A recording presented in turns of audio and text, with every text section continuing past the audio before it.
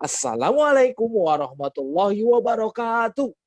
Wah, alhamdulillah salatu wassalamu ala Rasulillah wa ala alihi washabihi ajmain amma ba'd. Hari ini Kak Andri mau bercerita, tapi sebelum bercerita seperti biasa Kak Andri mau sulap dulu. Sulap apa ya kira-kira ya? Yang seru apa ya? Teman-teman mau sulap apa? Hmm? Sulap uang udah pernah. Sulap apa ya? Apa ini? Jatuh dari atas. Ini ada kain. Lihat, seperti biasa kainnya. Bagaimana kalau kita sulapnya menggunakan ini? Setuju? Kita sulap menggunakan ini. Kira-kira enaknya ini diapain ya? Sulap kain ini. Nah, kalau buat memunculkan benda dengan kain ini sudah biasa. Memunculkan benda dengan kain ini itu sudah biasa. Menghilangkan kain juga sudah biasa. Apalagi ya. Nah, bagaimana kalau kita akan melakukan suatu hal dengan kain ini? Ini kita ikat dulu. Seperti ini. Kita ikat biar dia ada kepalanya. Nah, biar ada kepalanya kita ikat dulu. Seperti ini. Nah, teman-teman kalau punya kain di rumah silahkan ya, boleh. Nah, seperti ini.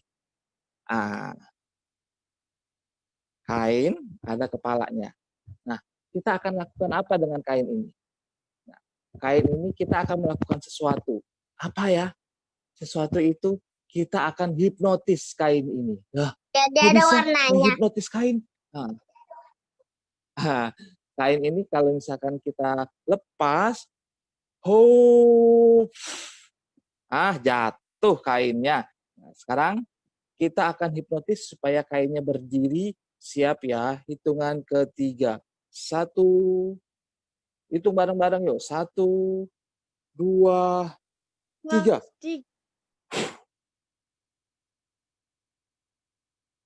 Wow, siap ya. Kain bergoyang miring ke kiri.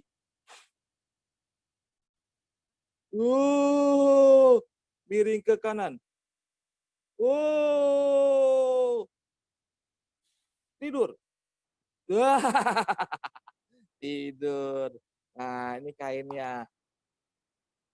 Kira-kira kalian bisa nggak melakukannya? Seperti tadi. Nah, nanti Kak Andri akan kasih tahu caranya. Bagaimana. Kalau melakukan seperti biasa kayak gini, ya lemes. Ya jatuh lagi. Ya ada caranya. Nanti Kak Andri kasih tahu supaya dia bisa ikut kanan kiri. Oke? Nah, sekarang kita mau dengarkan cerita. Siap? Lomba duduk rapi.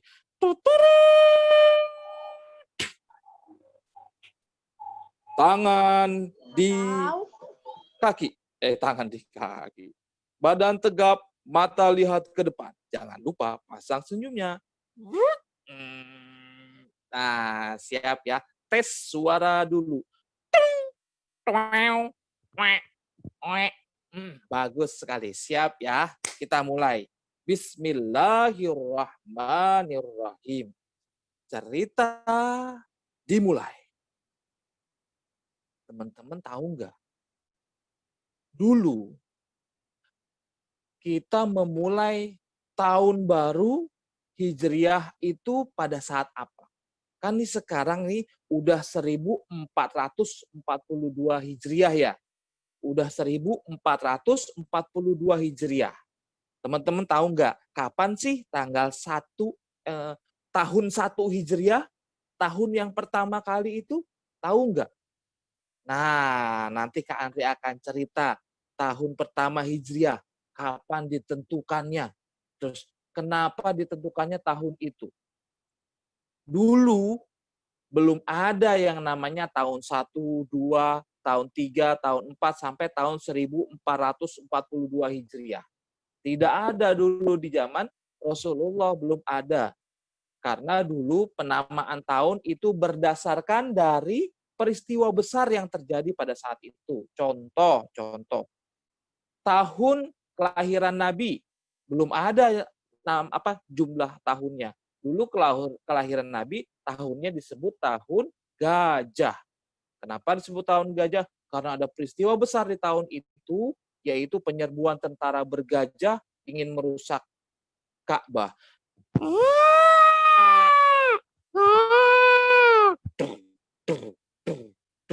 Jadi tahun itu dinamakan tahun gajah. Tidak ada yang namanya, itu tahun berapa ya? Nggak ada. Karena belum ada penentuan tahun.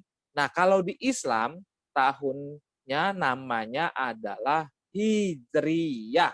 Tahun dalam Islam apa namanya? Hijriyah.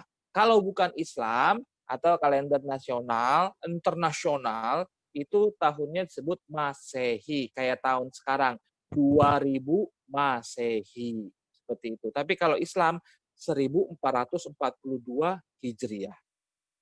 Nah, ceritanya begini. Kenapa asal mula tahun Hijriah? Perhatikan baik-baik. Cerita kita mulai. Fokus, konsentrasi, pandangan mata ke depan, pasang telinga. Karena nanti akan ada kuis yang akan diberikan oleh Kak Andri dalam aplikasi Quizizz atau program Quizizz. Siap ya? Ya, oke. Cerita dimulai. Suatu hari, di masa pemerintahan Khalifah Umar bin Khattab. Pemerintahan Umar bin Khattab itu memiliki seorang gubernur yang menyebar di mana-mana. Nah, salah satunya adalah di Basrah. Basrah itu sekarang Irak. Basrah itu jaraknya sekitar berapa ya? Pokoknya jauh sekali. Butuh 30 hari perjalanan naik kuda. Butuh 1 bulan. 30 hari kalau naik kuda berjalan dari kota Mekah ke sana. Butuh 30 hari. Di sana Gubernur Basrah mendapatkan surat perintah yang diantarkan oleh pengantar surat dari Mekah. Dari presiden Mekah, pemimpin Khulafaur Rasyidin yang memimpin hampir sepertiga dunia. Mengantarkan surat menggunakan kuda yang berangkatnya sudah sebulan yang lalu baru nyampe. Lalu dibaca. Aku mendapatkan tugas dari Khalifah, dari Amirul Mukminin Umar bin Khattab. Tugas ini tertanda di sini aku harus mengerjakannya di bulan apa ini? Aku harus mengerjakannya di bulan Sya'ban.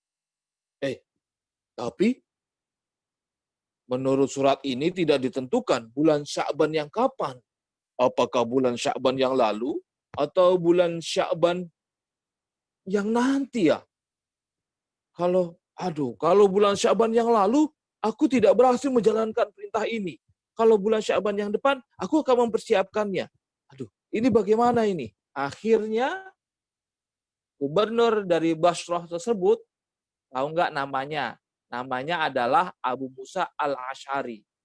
Abu Musa al-Asy'ari ini mengirimkan lagi utusan, menulis surat untuk Amirul Mukminin Umar bin Khattab, dikirimin, diantarin lagi sama pengantar surat. Naik kuda. Perjalanan dari Basrah ke Mekah itu 30 hari. Baru sampai. Sebulan baru sampai naik kuda di sana. Belum istirahatnya, mampirnya, makan, minum, segala macam. Baru sampai. Membuka surat itu, aku mendapatkan surat. Kata Amirul Mukminin Umar bin Khattab. Aku mendapatkan surat dari Gubernur Basrah. Yaitu, siapa ini? Basrah, ternyata Abu Musa al-Asy'ari. Dia kebingungan untuk menjalankan perintah dariku. Sepertinya aku harus membuat sesuatu. Pintar dan cerdasnya Umar bin Khattab pun akhirnya mengumpulkan seluruh para sahabat.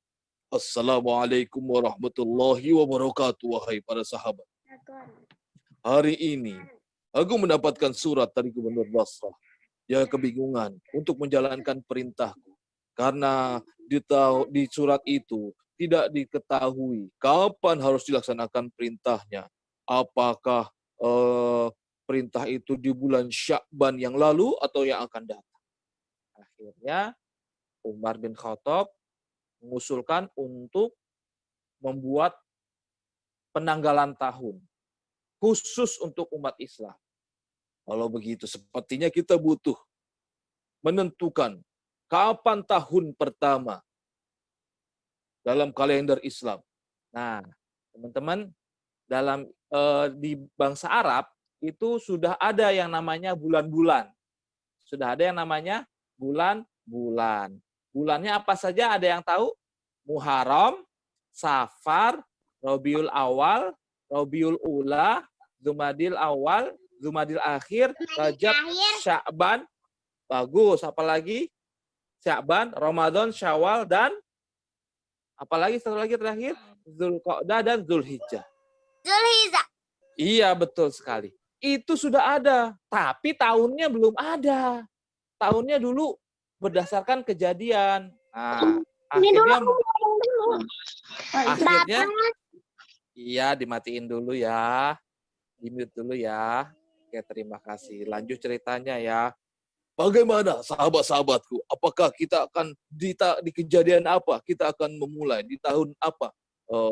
Kita akan memulai satu tahun baru penanggalan kita. Ada yang mengusulkan boleh aku usul, wahai Amirul Mukminin. Oh, boleh. Bagaimana kalau kita mulai dari tahun kelahirannya Nabi Muhammad, yaitu di tahun gajah. Tahun gajah itu kita jadikan tahun pertama. Bagaimana? Sahabat yang lain ada yang tidak setuju. Aku tidak setuju. Mohon maaf saudaraku. Kalau kita melaksanakan itu penentukan itu di tanggal 1, bahaya nanti orang-orang umat Nabi Muhammad akan mengkultuskan. Jangan, lebih baik cari lagi. Aku tahu wahai Amirul Mukminin. Bagaimana kalau waktu kematian Nabi? Aku tidak setuju, kata Amirul Mukminin. Itu adalah waktu yang menyedihkan buat kami semua. Aku tidak ingin itu menjadi peringatan. Terus bingung kan? Kapan dimulainya nih tanggal 1 itu? Aku tahu Amirul Mukminin. Aku tahu. Bagaimana kalau misalkan kita mulai tanggal 1 itu atau tahun pertama itu di waktu kejadian hijrah. Yang bicara barusan adalah sahabat yang namanya Ali bin Abi Thalib. Ali bin Abi Thalib yang mengusulkan tahun pertama Hijriah itu jatuh pada tahun peristiwa hijrah. Siapa yang mengusulkan? Ali bin Abi Thalib di zaman Khalifah Umar bin Khattab. Aku setuju itu, wahai sahabatku Ali. Baiklah, sekarang kita tentukan bulan apa yang menjadi bulan pertama. Terus Utsman bin Affan mengusulkan. Nah, Utsman bin Affan yang mengusulkan Muharram menjadi bulan pertama. Boleh aku usul, wahai Amirul Mukminin. Bagaimana kalau kita tentukan bulan pertama itu ada di bulan Muharram? Oh iya, setuju. Tapi kan peristiwa hijrah tidak terjadi di bulan Muharram. Iya, tapi perencanaannya sudah dimulai di bulan Muharram. Betul sekali. Kalau begitu, wahai Ali, sahabat-sahabatku semuanya, Utsman bin Affan, terima kasih masukannya. Mulai saat ini kita tentukan bahwa tanggal 1 Muharram, tanggal 1 Hijriah, itu jatuh pada peristiwa hijrah dan bulan yang pertama adalah bulan Muharram. Maka pada saat itulah ditentukan Nah, peristiwa hijrah itu terjadi 17 tahun yang lalu ketika musyawarah menentukan tahun pertama. Jadi ketika tahun pertama itu sudah 17 tahun, 17 Hijriyah. Nah, kenapa sih Hijriyah kok tiba-tiba hijrah itu jadi apa? Jadi alasan kenapa ditentukan sebagai tahun pertama, alasannya, nah ini ceritanya seru ya. Nah, pada saat itu ada sekelompok orang-orang dari kota Yathrib, sekitar 6 atau 7 orang bertemu Rasulullah. Mohon maaf, apakah Anda yang bernama Muhammad? Iya, aku Muhammad. Aku dengar ini, engkau mengajarkan agama baru. Oh, iya, Islam. Ada apa ya? Boleh aku ingin tahu, kami ingin tahu seperti apa Islam itu. Akhirnya Nabi Muhammad menjelaskan tentang Islam itu di Bukit Aqobah. Di Bukit Aqobah. Nah, orang itu ternyata 6 atau 7 orang itu dari Yasrib. Mereka sering berperang karena dua suku itu saling berperang. Mereka ingin kedamaian. Mudah-mudahan dengan Islam damai. Mereka tertarik. Mereka masuk Islam. Mereka berjanji kepada Rasulullah untuk mematuhi setiap ajaran-ajaran Islam. Maka di situ dibaiatlah mereka di Bukit Aqobah. Nah, baiat Aqobah itu terjadi di bukit namanya Bukit Aqobah. Pergilah mereka 2 kali bolak-balik, tahun berikutnya mereka datang lagi lebih banyak untuk berbaiat kepada Rasulullah, lalu masuk Islam dan berbaiat kepada Rasulullah. Menyebarkan agama Islam di kota Yathrib atau Madinah. Di kota Yathrib, Islam berkembang sangat pesat sekali. Wah, Rasulullah diminta oleh orang-orang Yathrib, ayo ya Rasul, ikut kami, pindah aja. Kalau di Mekah engkau selalu dikejar-kejar, dihina, kaum muslimin disiksa dan disakiti. Pindah semuanya. Tapi Nabi Muhammad harus menunggu perintah dari Allah Subhanahu wa taala. Tetapi akhirnya mendekati bulan Muharram, Nabi Muhammad memerintahkan kepada seluruh kaum muslimin untuk hijrah, pergi dari kota Mekah ke kota Yathrib atau kota Madinah. Tapi perginya diam-diam. Jangan sampai ada orang ketahuan yang pergi dari kota Mekah. Kalau dia ketahuan pergi dari kota Mekah, ditangkap dan disiksa. Oleh siapa? Orang kafir Quraisy yang tidak mau Islam berkembang, yang tidak mau Islam jaya di negeri lain. Akhirnya semua kaum muslimin malam-malam berangkat diam-diam dalam kelompok kecil. Sebentar. Wah, sepi. Ayo cepat kita keluar. Ayah, kita mau kemana? Kita harus pergi dari sini. Kalau kita tetap di sini, nanti kita tidak bisa sholat, tidak bisa beribadah dengan tenang. Kita akan selalu dihina dan disiksa. Kita harus menyelamatkan jiwa kita dan iman kita. Kok berangkatnya malam-malam? Kan gelap, takut nanti kesandung, kena batu. Oh, tenang saja. Kita jalan hati-hati. Kalau kita jalannya berangkatnya siang-siang, nanti kita ditangkap. Aku tidak ingin kau terluka. Aku tidak ingin kita semua terluka dan disiksa oleh kaum kafir Quraisy. Oh begitu ya. Ya udah ayo kita jalan keluar rumahnya pelan-pelan. Nah, akhirnya kaum muslimin keluar rumah pelan-pelan, diam-diam dan sembunyi-sembunyi. Esok paginya melihat keadaan, kok kota Mekah tidak seramai biasanya. Apa yang terjadi? Ternyata kaum muslimin itu banyak yang sudah meninggalkan kota Mekah secara diam-diam. Tapi ada yang ketahuan, ada yang ditangkap, ada yang suruh kembali ke Mekah. Nggak boleh pergi dari kota Mekah. Besok-besoknya ada 2 sahabat yang luar biasa gagah perkasa. Berdiri di tengah kota Mekah, lalu mengeluarkan pedang. Shing! Sahabat itu namanya adalah Hamzah. Wahai kaum kafir Quraisy, jika ada yang ingin menghalangi aku untuk pergi dari kota Mekah, maka dia akan merasakan tajamnya pedang aku. Shing, shing, shing. Wah, tentu saja nggak ada yang berani.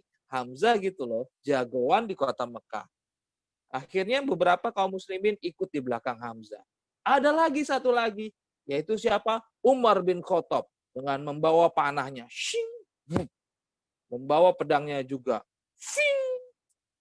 Umar pun berkata, wahai penduduk Mekah, wahai orang-orang kafir Quraisy, jika ada di antara kalian yang ingin anaknya menjadi yatim piatu, ibunya menjadi janda, dan suaminya menjadi budak, maka datanglah, cegah aku, akan aku tembak dengan panahku ini.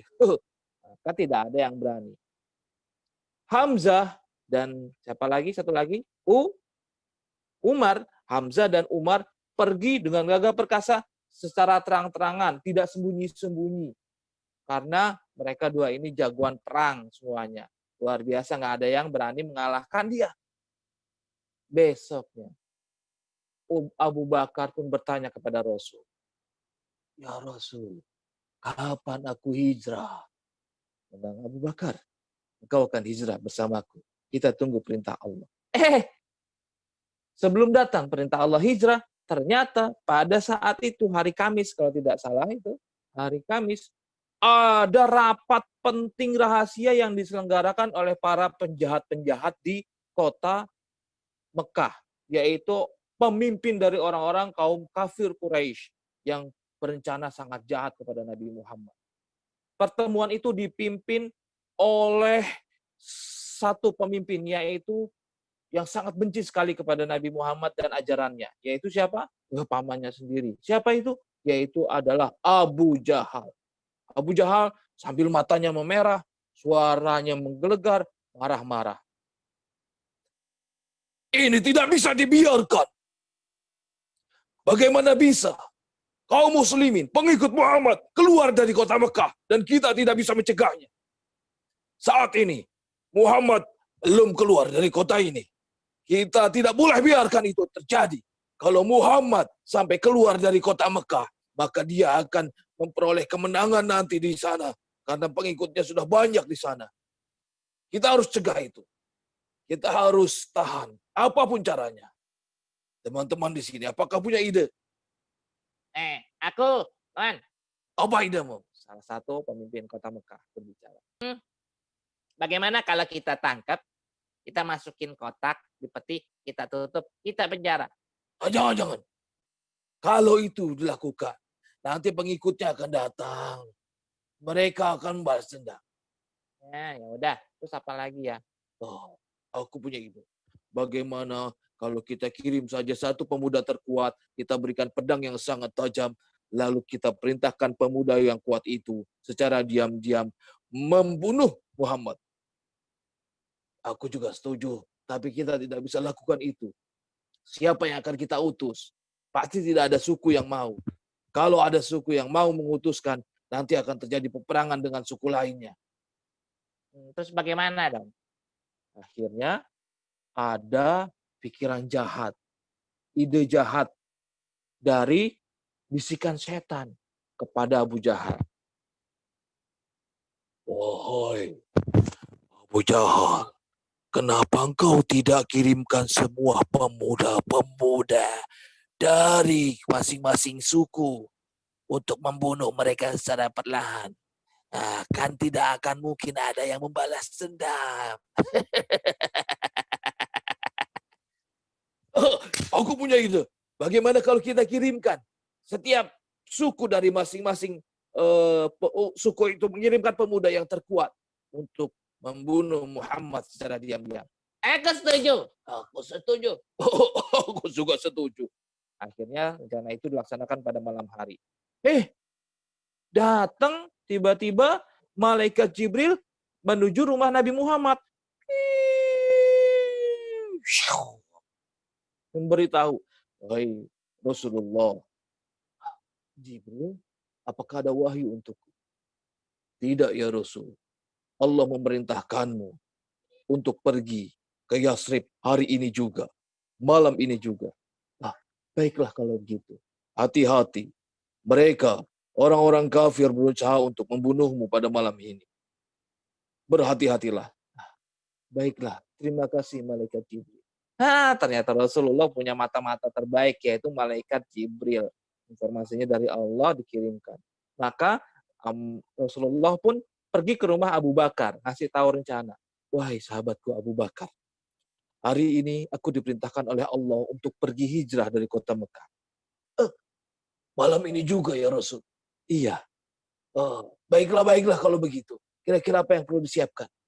Aku juga diberitahu oleh malaikat Jibril bahwa nanti malam akan ada yang berusaha membunuhku. Kalau begitu kita buat rencana. Iya, aku sudah siapkan itu. Kamu bersiap siaga saja. Nanti malam aku akan datang ke rumah. Siap ya Rasul. Baiklah ya Rasul. Akhirnya malam itu tiba. Seluruh preman-preman terkuat dari masing-masing suku menyiapkan senjata terbaiknya.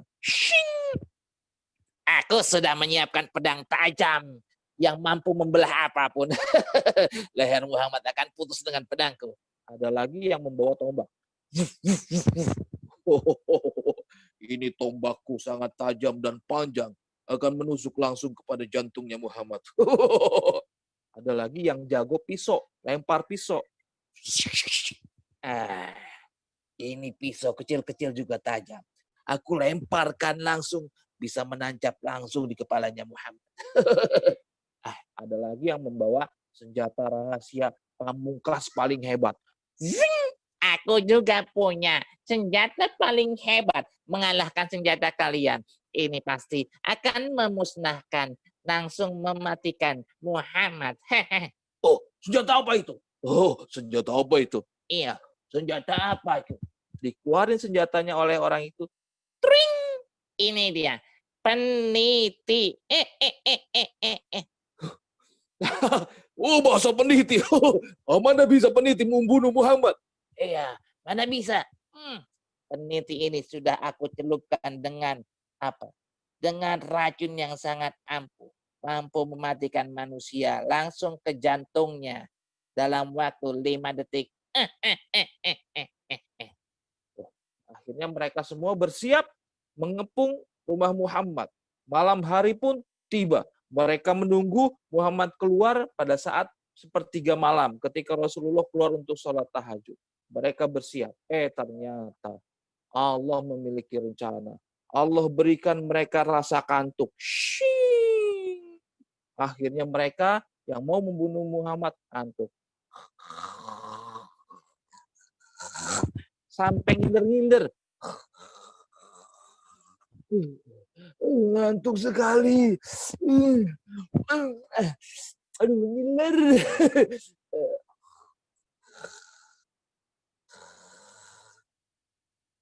Mereka ngantuk berat, tak bisa ditahan. Dan Nabi Muhammad dengan baca basmalah dan membaca doa, Nabi Muhammad keluar, mengambil pasir, lalu menebarkan pasir di kepala-kepala mereka. Lewat saja. Ada Ali yang disuruh tidur di kamarnya. Siapa? Ali, suruh tidur di kamarnya.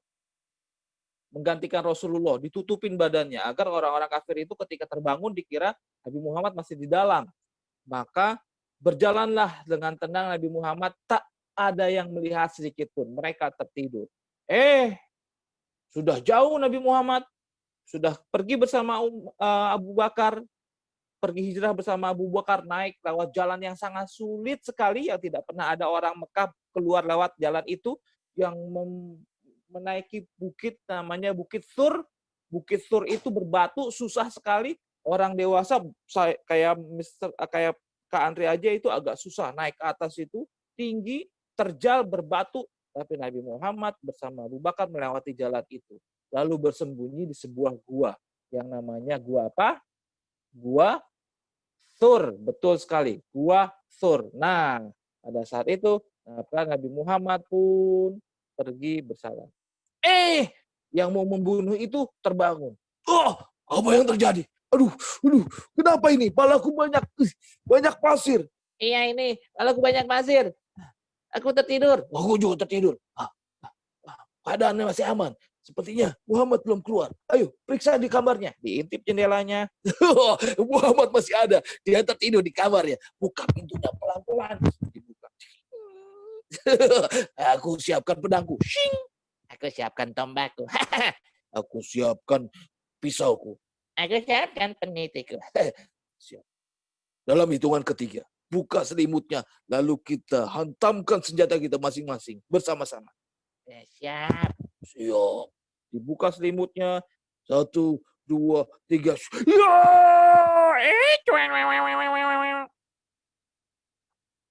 Kok Muhammad jadi kecil? Bah, ini Ali. Oh, Ali. Apa yang kamu lakukan di sini? Mana Muhammad? Ali waktu itu belum terlalu dewasa. Muhammad, aku tidak tahu di mana Muhammad. Bohong kamu. Iya, dari tadi aku disuruh tidur. Cepat, kejar. Mungkin dia belum jauh. Akhirnya para pembunuh itu mengejar Nabi Muhammad, tapi tidak berhasil karena mereka mengejarnya ke arah yang salah. Dikiranya Nabi Muhammad pergi ke arah yang lain, ternyata tidak. Nah, akhirnya di situ besok harinya siang-siang itu Abu Jahal mengumumkan sebuah pengumuman. Tring! Pengumuman bagi siapa saja yang berhasil menangkap Muhammad akan diberikan hadiah berupa 100 ekor unta. Wah, siapa yang nggak mau? 100 ekor unta. Satu untanya itu sekitar 30 juta. Kalau dapat 100 ekor unta itu sekitar 3 miliar hadiahnya. Menangkap Muhammad 3 miliar. Masya Allah. Mau nggak tuh 3 miliar? Itu belum unta, itu unta yang murah. Yang mahal 70 juta. Bisa 7 miliar itu dapatnya.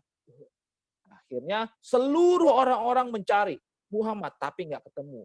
Ternyata Muhammad itu sembunyi di sebuah gua yang namanya Gua Thur. Ada yang mengetahui itu. Kita periksa di atas sana. Di Bukit Sur ada sebuah gua. Gua kecil sih. Oh ya udah, ayo pergi ke sana. Akhirnya mereka ada yang pergi menuju Gua Thur, naik dengan tertatih-tatih karena jalannya sangat sulit sekali. Ketika melihat sampai di mulut Gua Thur itu melihat,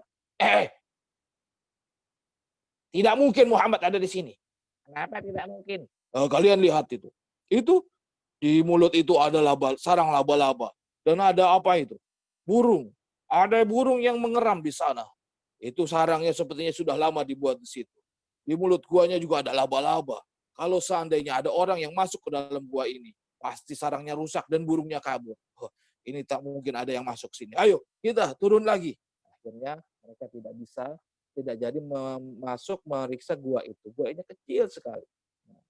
Abu Bakar yang menemani Rasulullah pada saat itu pun bersyukur, alhamdulillah masih dilindungi oleh Allah Subhanahu wa taala. 3 hari Abu Bakar dan Rasulullah Shallallahu alaihi wasallam di situ. Dikirimin makanan oleh anaknya Abu Bakar, yaitu Asma binti Abu Bakar. Setiap hari selama 3 hari.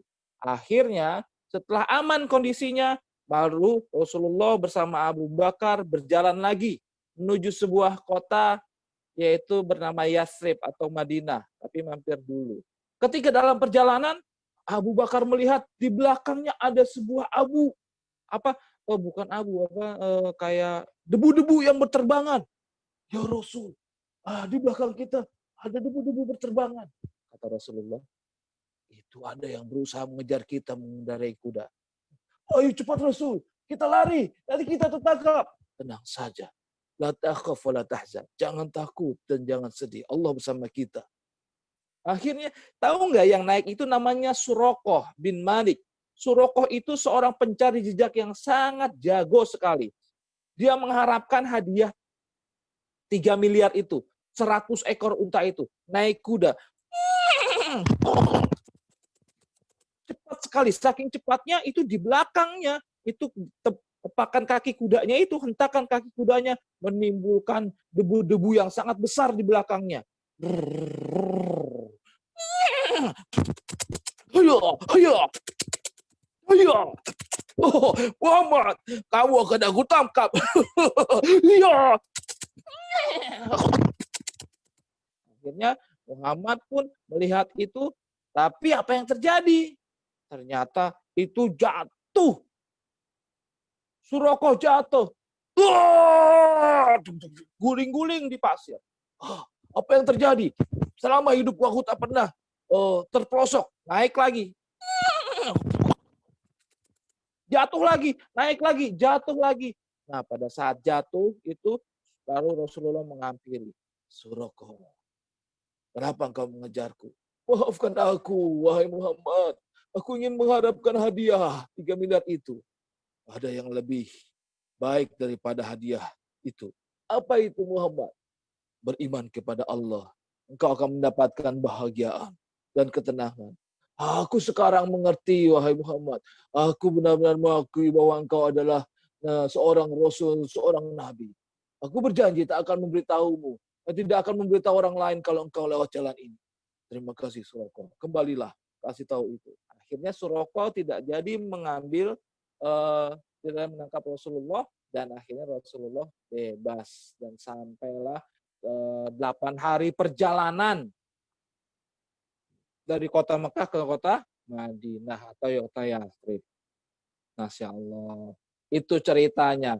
Orang-orang kaum muslimin pergi ke kota Yathrib tujuannya untuk menyelamatkan diri mereka dan menyelamatkan iman mereka. Agar mereka bisa beribadah dengan tenang. Dan bersyukur ya, kita di sini tidak harus disiksa, dihina, tinggal bisa beribadah dengan tenang. Itulah ceritanya.